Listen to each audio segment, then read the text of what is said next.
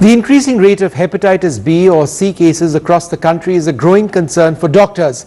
Hepatitis is an inflammation of the liver, most commonly caused by a viral infection. Types B and C lead to chronic diseases, but they are curable.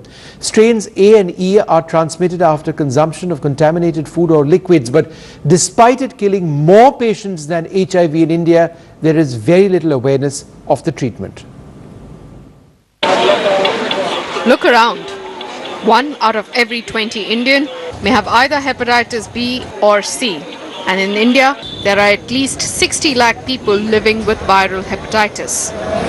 They are doing 3 in a week, sometimes 2 in a week. By December this year, the Health Ministry will come out with a national program to fight hepatitis C.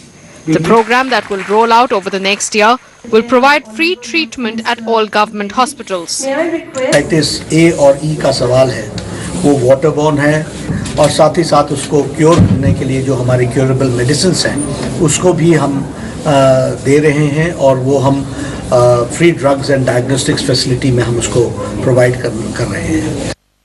Between 2000 and 2015, deaths from HIV, tuberculosis and malaria all fell by at least a fifth, but deaths from viral hepatitis increased by 22%. Hepatitis A and E are common during the monsoon season. At risk, those exposed to poor sanitation and contaminated food and water. Initial diagnosis showed 25-year-old Deepak had jaundice. But a timely intervention and tests revealed the postgrad student has hepatitis. From June till about October, the number increased by 15-20%. And more cases of hepatitis A are seen in the initial months, and after that, August onwards, more cases of hepatitis E. People who are not vaccinated, they should actually get vaccinated for it. Every year, hepatitis kills 1 million people worldwide. Attention has been meager, as has been funding.